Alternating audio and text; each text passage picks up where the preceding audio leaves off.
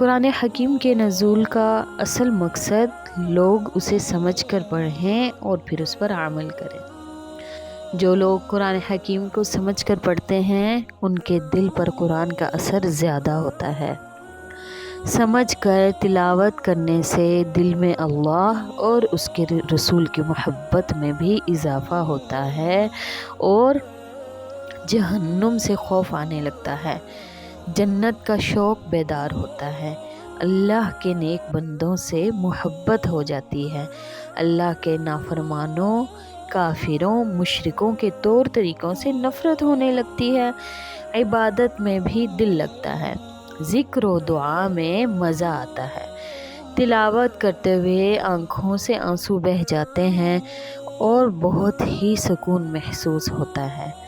مگر بغیر سمجھ کر پڑھنے سے ثواب تو ملتا ہے، لیکن سمجھ کے پڑھنے سے ثواب زیادہ ہو جاتا ہے اور فوائد بھی زیادہ حاصل ہوتے ہیں۔ اسی لیے تو حضرت علی رضی اللہ تعالی عنہ فرماتے ہیں، لا خیر فی عبادہ لا فقہ فیہا، کوئی خیر ہی نہیں، کوئی بھلائی ہی نہیں اس عبادت میں جس کو سمجھا نہ گیا ہو، ولا فی قراءۃ لا یدبروا، اور جو تلاوت بغیر تدبر کے، بغیر غور و فکر کے کی جائے وہ اس سے کامل فائدہ حاصل نہیں ہوتا۔ یعنی ہمیں اب قرآن کریم تدبر اور غور و فکر سے پڑھنا چاہیے، تب ہم اس سے کامل فائدہ اٹھا سکتے ہیں۔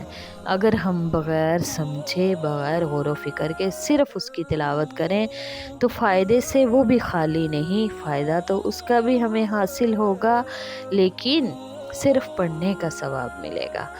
حضرت ابو سلیمان دارانی فرماتے ہیں کہ میں جب کسی آیت کی تلاوت کرتا تو اس میں 4-5 روز تک غور و فکر ہی کرتا رہتا۔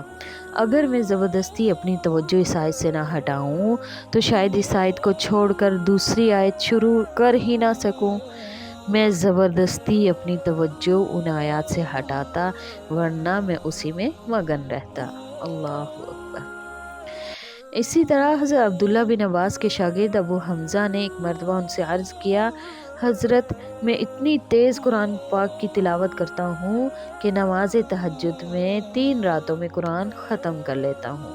آپ نے جواب میں فرمایا، اگر پوری رات میں صرف سورہ بقرہ ہی میں معانی اور غور و فکر سے پڑھ لوں تو تمہاری طرح پورا قرآن ختم کرنے سے مجھے زیادہ پسندیدہ ہے۔ حضرت عبداللہ بن مسعود فرماتے ہیں کہ قرآن حکیم کو گھٹیا کھجوروں کی طرح نہ بکھیرو، اسے اشعار کی طرح جلدی جلدی نہ پڑھو، بلکہ اس کے عجیب باتوں پر ٹھہرو اور دلوں کو حرکت میں لاؤ اور سورہ ختم کرنے کی فکر میں نہ پڑو۔ مطلب یہ کہ تم اس کوشش میں نہ رہو کہ میں اتنی اور اتنی سورتوں کی تلاوت کر لوں اور اتنے پارے ختم کر لوں، بلکہ تم معانی میں غور فکر کرتے ہوئے ٹھہر ٹھہر کر قرآن پڑھو تاکہ قرآن تمہارے دلوں کی گہرائی میں اتر جائے۔ جب قرآن دل کی گہرائی میں اترے گا تو اپنے پڑھنے والے کو عمل پر مجبور کر دے گا، اس کی زندگی کو بدل دے گا۔ قرآن کریم ایک اصلاحی، تربیتی، انقلابی کتاب ہے۔ یہ انسان میں پہلے عقائد، نظریات کا انقلاب برپا کرتا ہے، پھر اعمال، اخلاص اور مقام رضا تک پہنچاتا ہے۔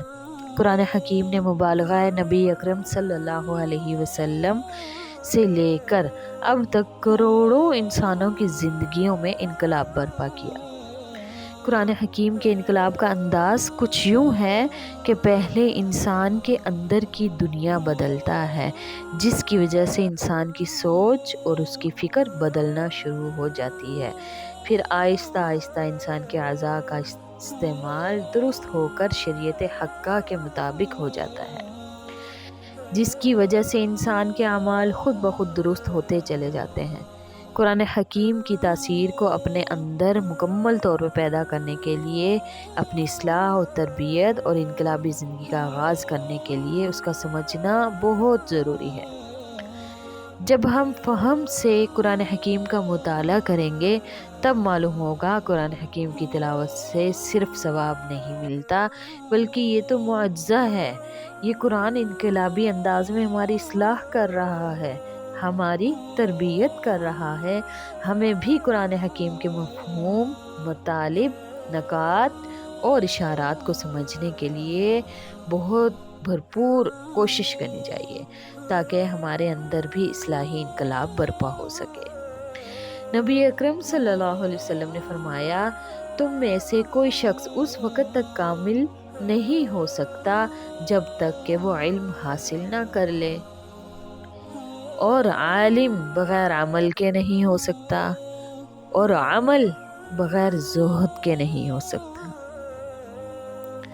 اور زہد بغیر تقوی کے نصیب نہیں ہو سکتا، تقوی بغیر عاجزی اور انکساری کے حاصل نہیں ہو سکتا، عاجزی انکساری بغیر نفس کے معرفت کے حاصل نہیں ہو سکتا، اور نفس کی معرفت اس وقت تک حاصل نہیں ہوتی جب تک قرآن حکیم میں غور و فکر نہ کیا جائے۔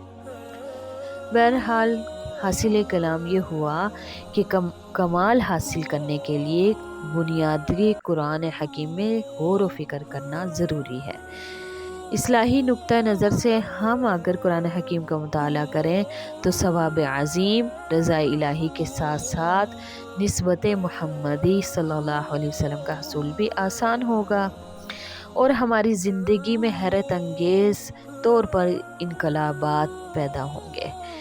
قرآن حکیم ہماری کیسے اصلاح کرتا ہے، اس کی چند ہم مثالیں پیش کریں گے۔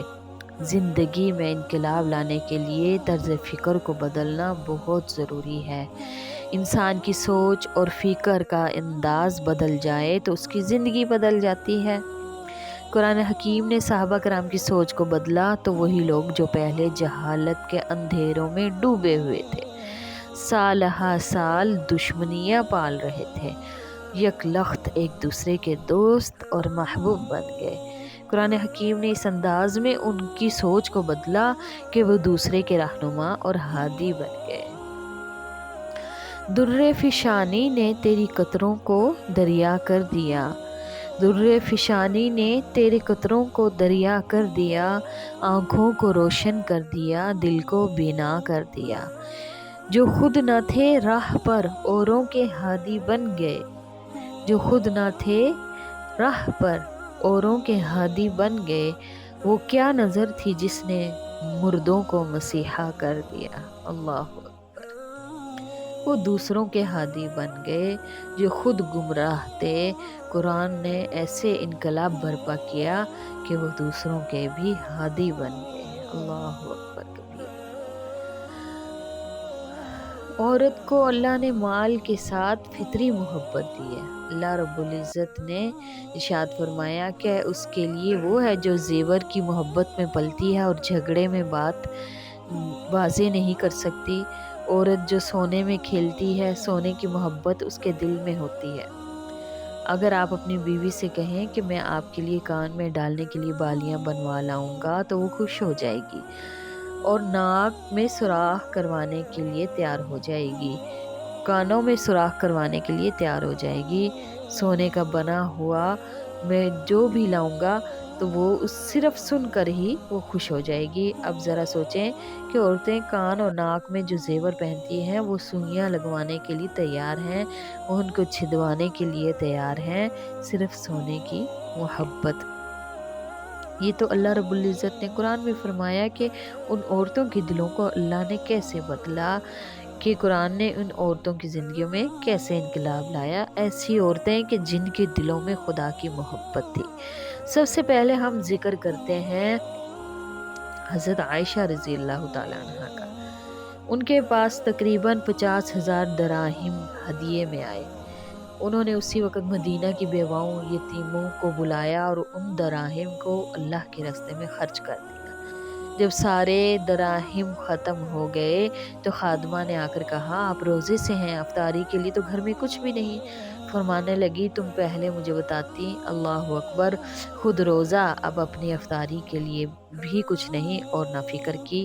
اتنی بڑی رقم اللہ کے راستے میں خرچ کر ڈالی۔ کیوں؟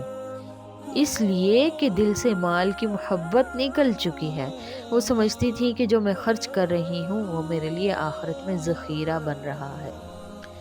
حضرت جابر ایک صحابی رضی اللہ تعالیٰ عنہ ایک صحابی ہیں، اللہ نے ان کو مال دولت سے خوب نوازا۔ ایک دن کہنے لگے آج میری طبیعت کے اندر انشراح نہیں، طبیعت بوجھل ہے۔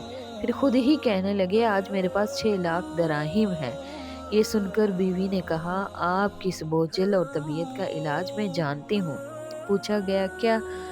کہنے لگی آپ جائیں اور ان دراہیم کو صدقہ کر دیں۔ حضرت جابر اپنی بیوی کے کہنے پر 6 لاکھ دراہیم کو صدقہ کر دیا، اور فرماتے ہیں کہ میں نے اپنے آپ کو اتنا ہلکا محسوس کیا کہ جیسے کبھی پہلے محسوس کیا نہ تھا۔ اللہ